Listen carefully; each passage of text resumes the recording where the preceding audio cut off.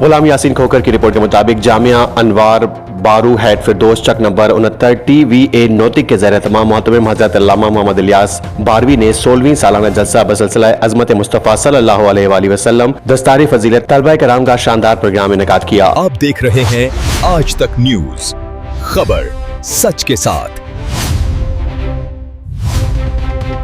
محفل نعت دستار فضیلت کی صدارت پیر عاشق حسین باروی اور زیر سرپرستی پیر توقیر احمد شاہ نے کی۔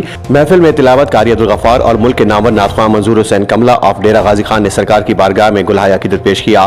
پاکیزہ اور خوبصورت تقریب ختم قرآن میں مدرسے کے 6 طالب علموں نے مکمل قرآن حفظ کرنے کا اعزاز حاصل کر لیا۔ اس موقع پر طلبہ کے والدین، عزیزان، رشتہ داروں کے علاوہ اہل علاقہ نے محفل نعت دستار فضیلت میں بھرپور شرکت کی۔ محفل نعت دستار فضیلت میں مولانا عبدالحمید چشتی اور مولانا بشیر احمد باروی نے خطاب کرتے ہوئے کہا کہ طالب علم کے والدین، رشتہ دار، عزیز و اقارب ڈھیروں مبارکباد کے مستحق ہے۔ قرآن کریم حفظ کرنے والے دنیا اور آخرت میں اس عظیم ترین عمل کے باعث بڑے ہی مقبول ہیں۔ جس کے سینے میں قرآن کریم محفوظ ہوگا وہ کبھی بھی دنیا میں ذلیل اور رسوا نہیں ہوگا۔ اگر رسوا ہوا تو اس کو اپنا قول اور عمل اچھا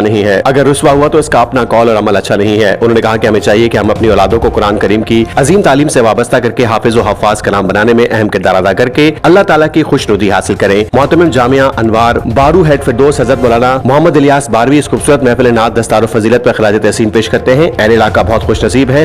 حضرت مولانا محمد الیاس باروی ہر سال حافظ بنا کر دین کی خدمت کر رہے ہیں جو خراج تحسین کے مستحق ہیں۔ محفل پاک کے اختتام پر لنگر کا وسیع اہتمام کیا گیا تھا۔ آج تک نیوز، خبر سچ کے ساتھ۔